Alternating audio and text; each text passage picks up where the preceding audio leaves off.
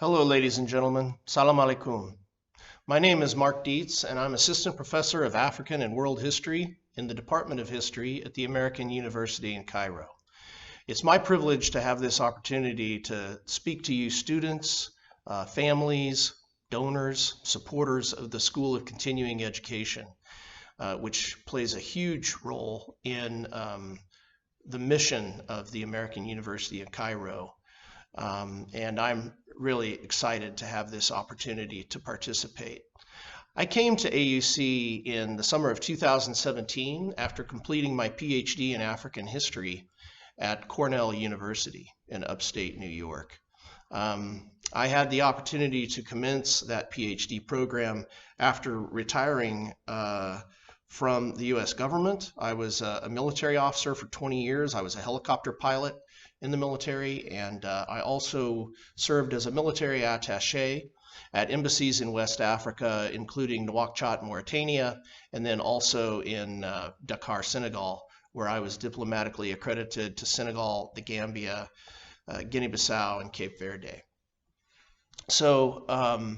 But I'm fully retired from that job now, and that's kind of how I got my my start in my interest and my passion for African history, culture, and politics. I'm excited to be a part of AUC in the School of Continuing Education. Regardless of where and how I teach, I aim to equip lifelong learners with the tools to investigate for themselves the history, culture, and politics of Africa and the world. I often tell my students that I'm hoping that after taking my course, they will not only be consumers of history, but also producers of history, those who are interested in engaging in and interpreting the historical debates of our time and helping to interpret the meanings of the past to those of us in the present. So I'm a big believer in that understanding of historical context is an incredibly powerful and important tool for leaders. Though most social and cultural historians tend to focus more on bottom-up approaches to history, I believe that studying the ideas and the decisions of political and financial elites still holds some value for us, especially in terms of leadership development. I think that we need to be careful about how we do that. There's the old saying that if we don't study our history, then we're doomed to repeat it. We're somehow doomed to repeat the mistakes of the past. And I don't know that I necessarily agree with that. I mean, I think that I would argue that the present is unique, and we can't always apply the same solutions that we used in the past because we left that context behind us. The context in which decisions were made in the past were particular to that context, and the context has changed. So as a historian, my bread and butter is the focus on change over time.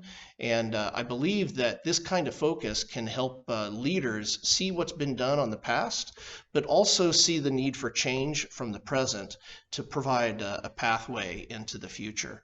So I really think that doing historical case studies of leadership problems and the situations that leaders have faced in the past is worthwhile. And speaking of that, I'll just use that for a minute to address the current situation that we face with COVID-19. The history of pandemics at the start of the last century shows that the world is likely to be changed by COVID-19 in ways that are probably hard for us to imagine at this point. For example, Rinderpest was a pandemic that was killing livestock in eastern and southern Africa at the end of the 19th century, beginning of the 20th century. The Rinderpest pandemic it's a zoological pandemic, actually wiped out 90% of African cattle, which starved and emaciated many African societies that were dependent on cattle wealth, like the Maasai of Kenya, and helped to facilitate colonial conquest in Africa in the late 19th and early 20th centuries. So those societies which depended on the cattle were really weakened by that pandemic. And then, of course, the one that you hear more about right now is the Spanish flu, which affected the world at the end of World War I in 1918 and 1919. This pandemic emerged from the Western Front of Europe to spread across the world, including Africa. And it penetrated the African interior from port cities, much as colonialism did in general, as African servicemen returned from the Great War. So, and of course, we know how much the world changed after that war, and then heading into World War II, and the Great Depression, and all of the things that came out of that. So I guess I'm just once again pointing to the importance of change over time and the value of that for leaders. Thank you for the opportunity to speak with you, and I look forward to meeting many of you and speaking with you in the future.